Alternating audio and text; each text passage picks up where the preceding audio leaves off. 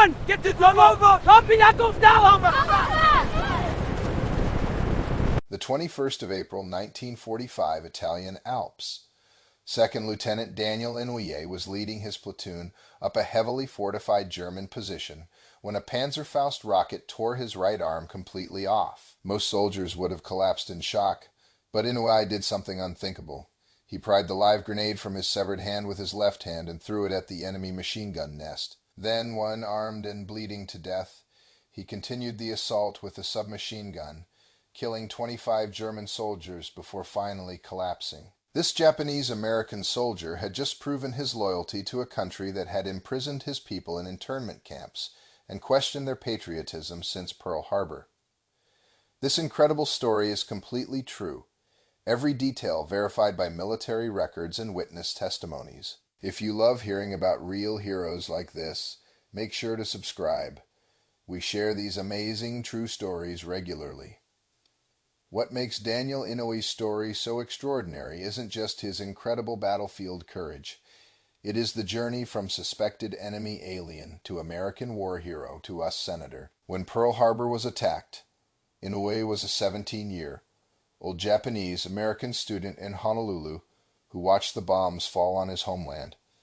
Many Americans immediately suspected all Japanese Americans of being potential traitors, leading to mass internment of over 120,000 people. But Inouye chose to prove his loyalty through military service, joining the 442nd Regimental Combat Team, a unit of Japanese-American soldiers who became the most decorated regiment in U.S. military history on the 21st of April, 1945.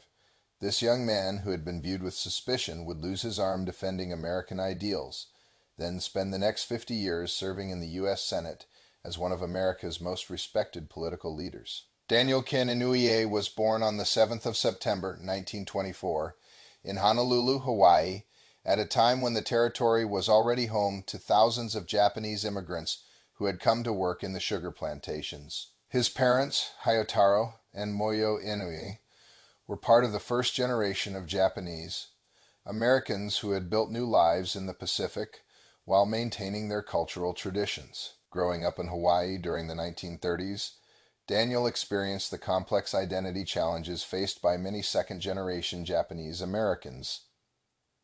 At home, he was raised with Japanese values of honor, respect, and duty to family and community. At school and in public, he was an American student who pledged allegiance to the flag and dreamed of serving his country.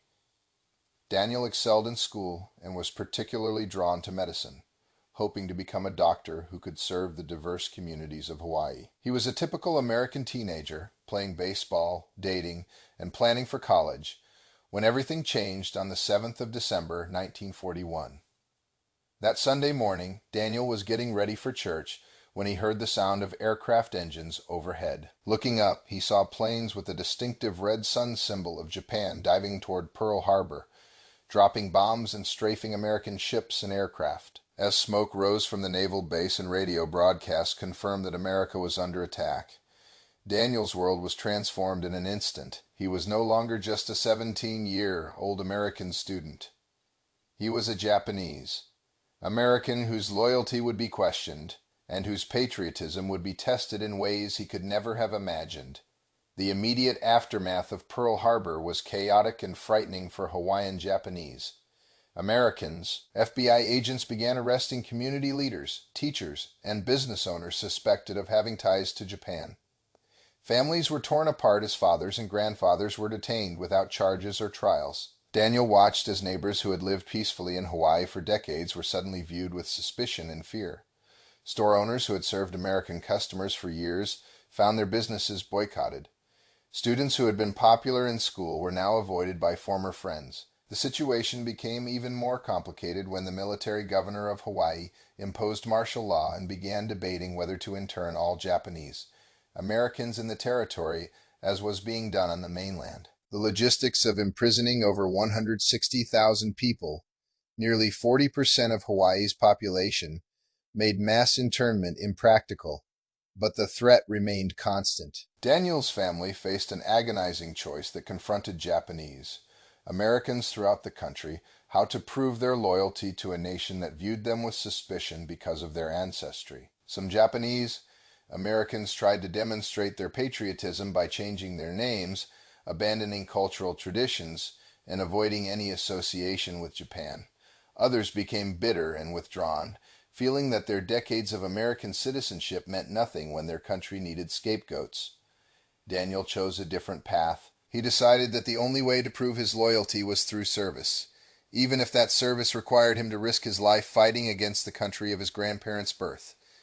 In early 1942, the War Department announced the formation of the 442nd Regimental Combat Team, a unit composed entirely of Japanese, American volunteers. The military's message was clear: Japanese. Americans could prove their loyalty through combat service, but they would serve in segregated units under white officers. Daniel immediately tried to volunteer, but was told he was too young and needed parental consent. His parents were torn between pride in their son's patriotism and terror at the thought of losing him in combat.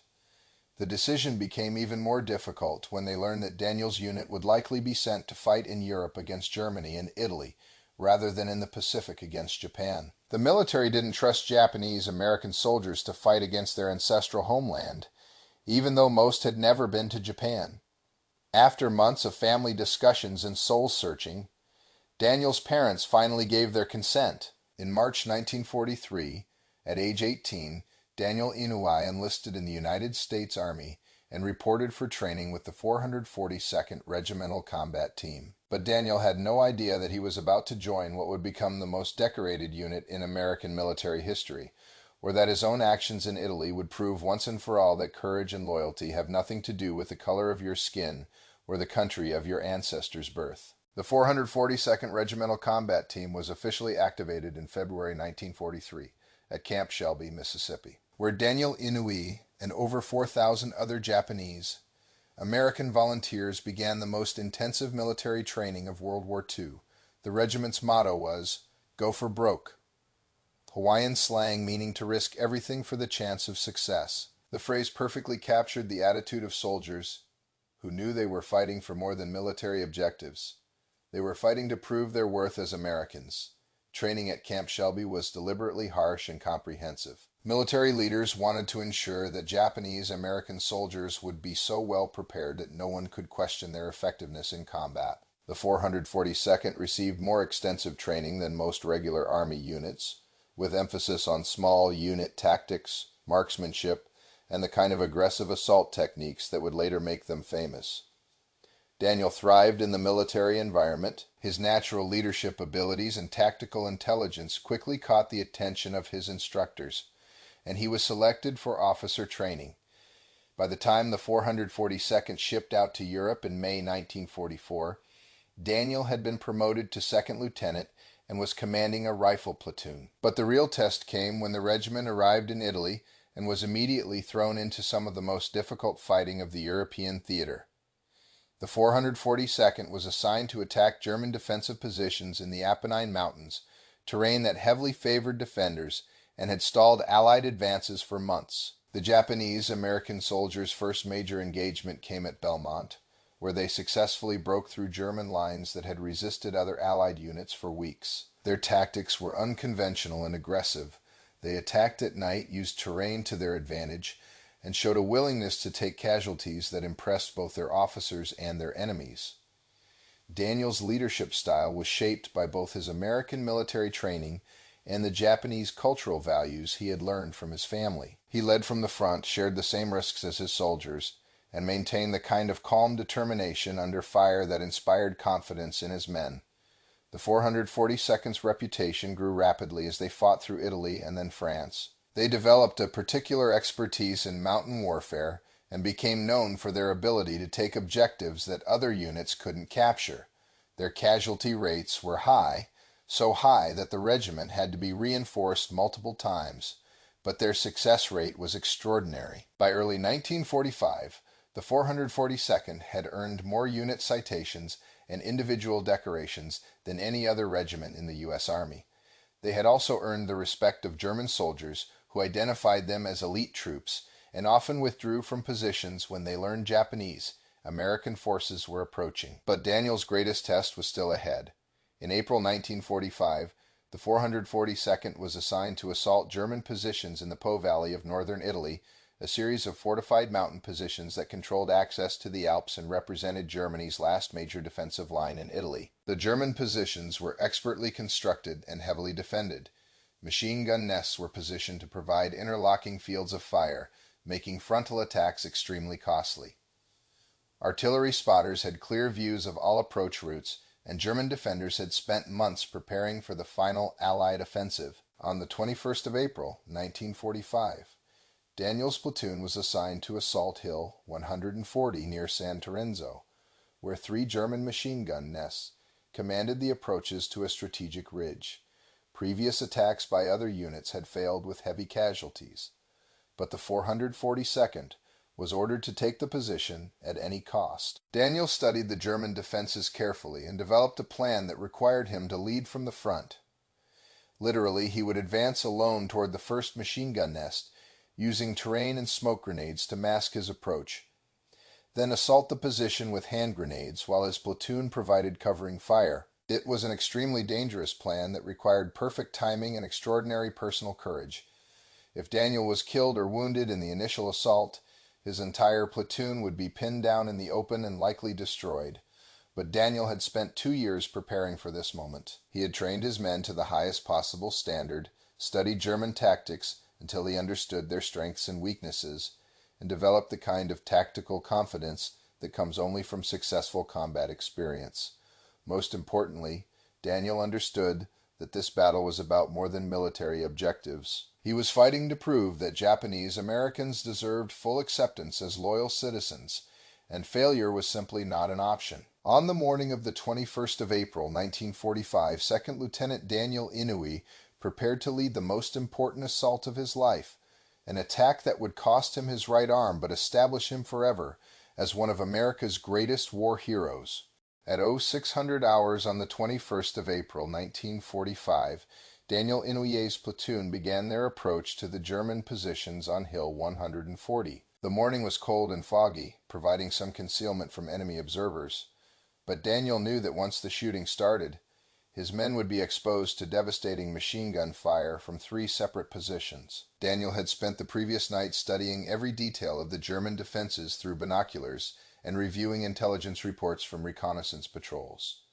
The 3 machine gun nests were positioned in a triangular pattern, with each position able to support the others through overlapping fields of fire. The first nest was positioned behind a stone wall about 40 yards uphill from the American starting position.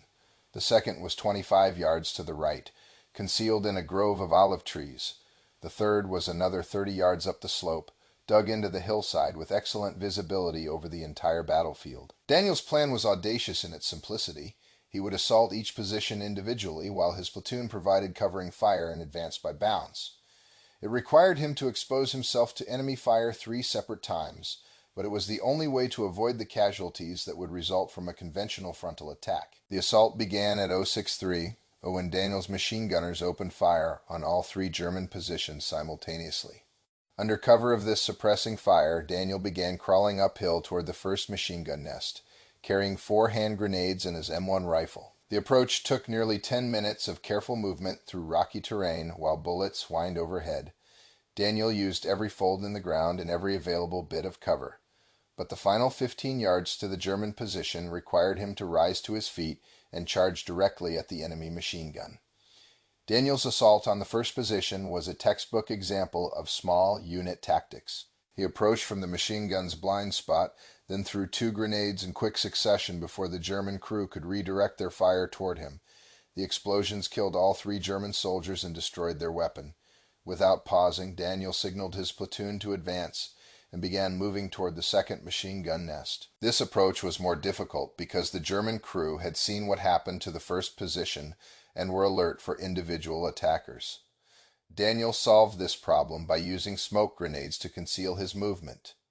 He threw several white phosphorus grenades between himself and the second German position, creating a smoke screen that allowed him to get within grenade range without being detected. The assault on the second position was just as successful as the first. Daniel's grenades eliminated the German crew and their weapon, opening up the right flank for his platoon's advance. 2 machine gun nests had been destroyed, and the mission appeared to be succeeding perfectly. But the 3rd German position was the most dangerous, and the crew had used the time during Daniel's first 2 assaults to prepare for his attack.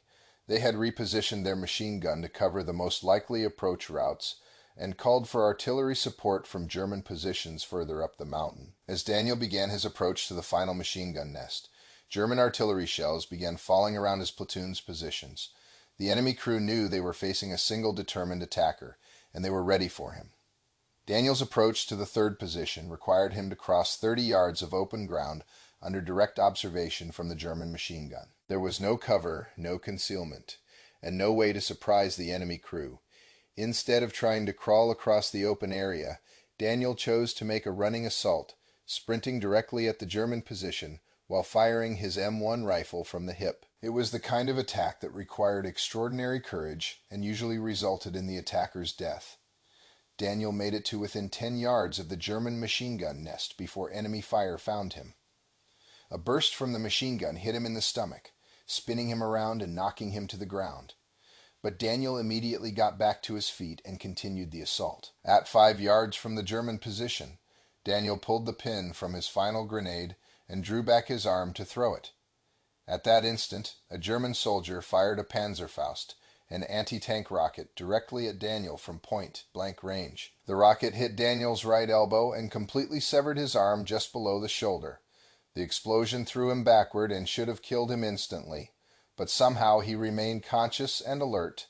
Looking down, Daniel saw his severed right arm still clutching the live grenade with its pin removed. In a moment of clarity that would become legendary in military history, Daniel pried the grenade from his dead hand with his left hand and threw it at the German machine gun position. The grenade exploded among the German crew, killing or wounding all of them. But Daniel wasn't finished. With his right arm completely gone and blood streaming from his wounds, he picked up a Thompson submachine gun with his left hand and continued firing at German positions. German soldiers who attempted to counterattack were met by accurate fire from a one-armed American lieutenant who refused to stop fighting despite wounds that should have been fatal. Daniel killed several more German soldiers before finally collapsing from blood loss.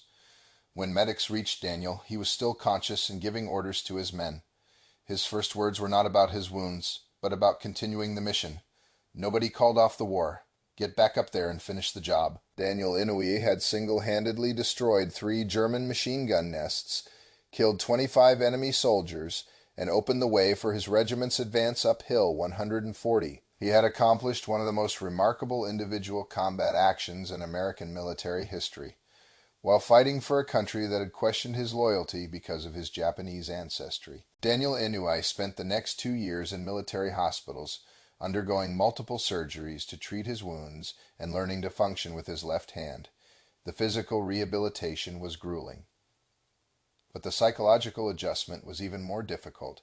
His dreams of becoming a surgeon were ended by the loss of his right arm. The Army awarded Daniel the Medal of Honor for his actions on Hill 140, making him one of only a handful of Asian Americans to receive the nation's highest military decoration. The citation praised his extraordinary heroism and devotion to duty, and noted that his aggressive tactics, bold leadership, and complete disregard for personal safety had been instrumental in his unit's success. But Daniel's Medal of Honor ceremony was delayed for decades due to systematic discrimination against minority veterans.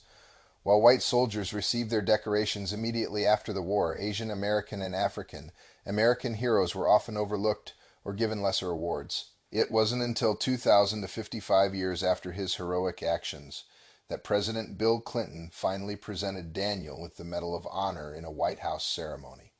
By then, Daniel had already spent 50 years proving his patriotism through public service in a different arena. After leaving the Army, Daniel used his GI Bill benefits to attend law school at George Washington University.